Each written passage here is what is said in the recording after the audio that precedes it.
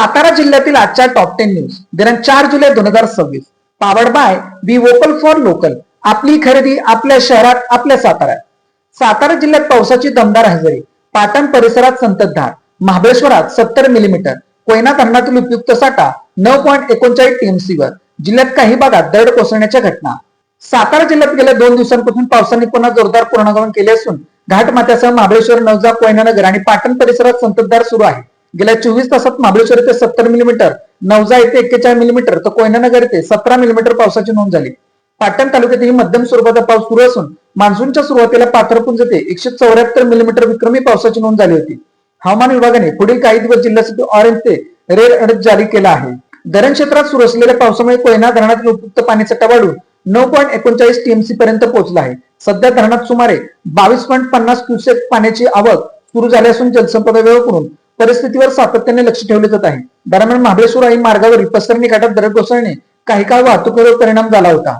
जिल्ह्यात पशुपालकांसाठी चारा बियाणे वाटप मोहीम. जवळच्या पशुवैद्यकीय दवाखान्यातून बियाणे वाटप होणार. या वर्षात एल निनोच्या प्रभावामुळे निर्माण होऊ शकणाऱ्या संभाव्य दुष्काळ सदृश परिस्थितीची तीव्रता लक्षात घेता जिल्ह्यातील पशुधनासाठी मुबलक आणि सकत चारा उपलब्ध करून देण्यासाठी पशुसंवर्धन विभागाच्या वतीने संपूर्ण जिल्ह्यात उच्च दर्जाच्या चारा बियाण्यांचे वाटप करण्यात येणार आहे. महाराष्ट्र राज्य महामंडळाकडून खरेदी करण्यात आलेली बियाणे थेट तालुकास्तरीय पंचायत समिती आणि शासकीय पशुवैद्यकीय दवाखान्यांमार्फत वितरित करण्यात येणार आहेत. या मोहिमेत प्रामुख्याने हायब्रिड चारा, बाजरी, गोड ज्वारी आणि मका यांसारख्या उच्च उत्पन्न देणाऱ्या बियाणांचा समावेश आहे. जिल्ह्यातील सर्व पशुपालकांनी विनाविलंब आपल्या परिसरातील नजीकच्या शासकीय पशुवैद्यकीय दवाखान्याशी संपर्क साधावा असे आवाहन पशुसंवर्धन विभागातर्फे करण्यात आले आहे. पाऊस पडतोय, ती लिफ्ट मागते, लुटारूंची टोळी दबा धरून बसते. पुणे बंगळुरू महामार्गावरील प्रकार. मदतीच्या बहाण्याने वाहन चालकांना केले जाते लक्ष्य. प्रवास करताना खबरदारी घेण्याचे पोलिसांचे आवाहन. रात्री साधारण 7:30ची वेळ. एक तरुणी हातात छत्री घेऊन येणाऱ्या वाहनांना लिफ्ट मागते. जोपर्यंत तिला कोणी लिफ्ट देत नाही तोपर्यंत संबंधित तरुणी आपल्या सावजाची वाट पाहत राहते. सावजाने लिफ्ट दिल्यानंतर काही अंतर पुढे गेल्यानंतर दबा धरून बसलेल्या लुटारूंची टोळी संबंधिताला धमकी देत लुटत आहे. हे प्रकार लिमखिंड परिसरात घडत आहे. कुठल्याही परिस्थितीचा फायदा उठवणाऱ्या समाजात कमी नाही. सध्या पावसाचे दिवस सुरू झाले आहेत. एखादी तरुणी छत्री घेऊन रस्त्यात एखाद्या वाहनाला हात करते तेव्हा कोणीतरी वाहनचालक माणुसकीच्या नात्याने थांबून किंवा त्या तरुणीशी चौकशी केली हे जाणून असलेले लुटारू तरुणीला पुढे करून आपला हेतू साध्य करत आहेत. याबाबत नागरिकांनी प्रवास करताना खबरदारी घ्यावी असे आवाहन पोलिसांच्याकडून करण्यात आले आहे. साताऱ्यात ऑनलाईन पेमेंटचे खोटे स्क्रीनशॉट दाखवून ज्वेलर्स व्यावसायिकांची 3.5 लाखांची तर मोबाईल दुकानदाराची 2.25 लाखांची फसवणूक. साताऱ्यातील व्यावसायिकांनी ऑनलाईन पेमेंट खात्यात जमा झाल्याची खात्री करून घेण्याची गरज. सातारा शहरातील एका ज्वेलरच्या दुकानातून एनएफटी केल्याचा खोटा स्क्रीनशॉट दाखवून 3,48,000ची 23 ग्रॅमची चेन हातावर लांबवल्याची खळबळजनक घडली आहे. दुसऱ्या घटनेत पवे नाकारले एक मोबाईल शॉपिंगमधून 1,75,000 रुपयांचा मोबाईल खरेदी केला. त्याचे असं देताना बनावट स्क्रीनशॉट दाखवला. त्यानंतर संबंधित व्यक्ती मोबाईल घेऊन पसार झाला. या दोन्ही घटनेतील संशयित एकच असावा असा पोलिसांना संशय आहे. पोलीस याबाबत अधिक तपास करीत आहेत. साताऱ्यातील व्यावसायिकांनी ऑनलाईन पेमेंट खात्यात झाल्याची खात्री करून घेण्याची गरज या निमित्ताने समोर आली आहे. मल्हारपेठ पोलिसांकडून बनावट नोटा बाळगल्याप्रकरणी उरुल तालुका पाटण येथील सरपंचांसह 5 जणांना अटक. धाडीत 500 रुपयांच्या 17 नोटा हस्तगत. मल्हारपेठ परिसरात बनावट नोटांचा दुसरा गुन्हा. मल्हारपेठ पोलिसांनी उरुल तालुका पाटण येथे टाकलेल्या धाडीत बनावट भारतीय चलनी नोटांचे रॅकेट उघडकीस आणले आहे. राजेंद्र गणपतराव थोरात यांच्या घरातून 500 रुपयांच्या 17 बनावट नोटा जप्त करण्यात आल्या. एका संशयिताकडून दुसऱ्या संशयित नाम समोर गेल्याने चौकशीसाठी थेट सातारा जिल्ह्यातून कोल्हापूर जिल्ह्यापर्यंत पोहोचले आहे. या कारवाईत उरुलच्या विद्यमान सरपंचांसह 5 जणांना अटक करण्यात आल्याने खळबळ उडाले आहे. मल्हारपेठ परिसरातून पुन्हा एकदा बनावट नोटा आढळल्याने या भागाचा वापर बनावट चलन खपवण्यासाठी केला जात आहे का असा प्रश्न उपस्थित झाला आहे. काही महिन्यांपूर्वी नगरहून बनावट नोटा घेऊन आलेल्या एका टोळीला मल्हारपेठ पोलिसांनी अटक केली होती. त्यावेळी ग्रामीण भागातील वनांमध्ये या नोटा खपवण्यासाठी स्थानिक लोकांची मदत घेण्याचा कट उघडकीस आला होता. बस पकडण्याची घाई, चोरट्यांची तीच कमाई. बस स्थानकात सावधगिरीची आवश्यकता. सीसीटीव्ही कॅमेऱ्यांवर पोलिसांची नजर. कराड बस स्थानकात सलग घडलेल्या सोनसाखळीच्या घटनांमुळे प्रवाशांमध्ये भीतीचे वातावरण आहे. गर्दीचा फायदा घेत चोरटे काही सेकंदात लाखो रुपयांचे दागिने लंपास करत आहेत. केवळ पोलिसांवर अवलंबून राहता प्रत्येक प्रवाशाने स्वतःची सुरक्षा ही स्वतःच जबाबदारी समजून काही मूलभूत खबरदारी घेतली तर अशा गुन्ह्यांना आळा घालता येऊ शकतो. धक्काबुक्कीच्या वेळी महिलांनी उघडपणे सोन्याचे दागिने परिधान करणे टाळावे. गळ्यातील मंगळसूत्र किंवा सोन्याची साखळी, ओढणी, दुपट्टा किंवा साडीच्या पदराने झाकून ठेवावी. मोबाईलवर बोलत किंवा लक्ष विचलित होईल अशा पद्धतीने बसमध्ये चढणे टाळावे. बस सुटण्याची घाई असली तरी आजूबाजूच्या हालचालीवर लक्ष ठेवणे आवश्यक आहे. बस स्थानकातील गर्दीची आणि घाई गडबडीची पाहणी केल्यानंतर हे दिसून येते. दरम्यान कराड पोलिसांनी चोरीच्या पार्श्वभूमीवर बंदोबस्त वाढवला असून बस स्थानकातील 16 सीसीटीव्ही कॅमेऱ्यांवर सातत्याने पोलिसांची नजर आहे. वाडेफाटा परिसरात सराईत मोटरसायकल चोर अटकेत.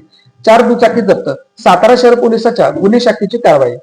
सातारा शहर पोलिसांच्या गुन्हे प्रकटीकरण शाखेने मोटरसायकल चोरीच्या गुन्ह्यातील सराईत चोरट्याला अटक करून त्याच्याकडून 4 दुचाकी जप्त केल्या आहेत. या कारवाईमुळे सातारा शहर परिसरातील मोटरसायकल चोरीच्या अनेक गुन्ह्यांची उकल झाली आहे. युवराज आकोबा निकम वय 56 राहणार पिंपळे बुद्रुक तालुका कोरेगाव जिल्हा सातारा असे अटक करण्यात आला आरोपीचे नाव आहे. वाडेपाटा परिसरात संशयित विमा नंबर मोटरसायकल जात असताना पोलिसांनी त्याचा पाठलाग करून त्याला ताब्यात घेतले. चौकशी त्याच्याकडे मोटरसायकल चोरीची असल्याचे निष्पन्न झाले. पुढील कसून तपासणी केली असता आणखी 3 मोटरसायकल चोरी केल्याची त्याने कबुली दिली. परवानाविना सावकारी व्यवसाय साताऱ्यातील सराफाविरुद्ध गुन्हा. सातारा शहरातील एका सराफाविरुद्ध वैध परवाना न घेता सावकारी व्यवसाय केल्याप्रकरणी गुन्हा दाखल करण्यात आला आहे.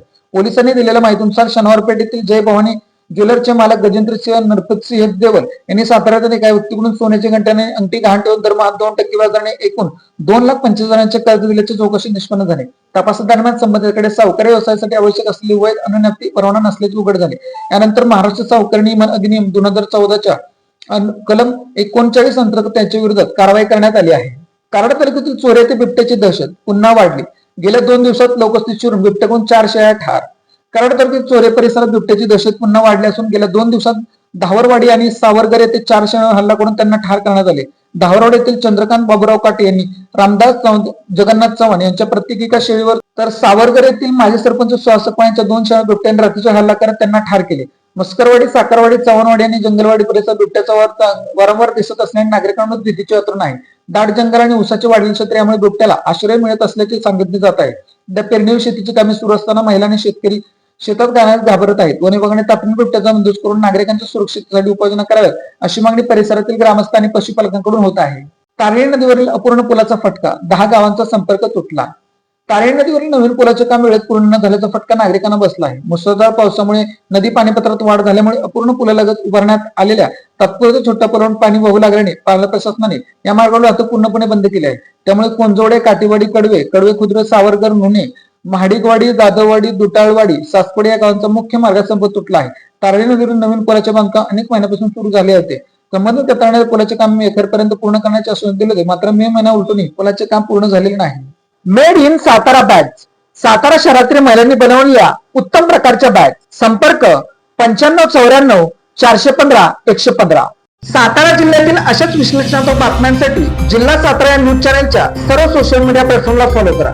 व्हिडिओ लाईक करा, व्हिडिओ हाईप करा, व्हिडिओवर कमेंट करा आणि व्हिडिओ जास्तीत जास्त लोकांपर्यंत शेअर करा.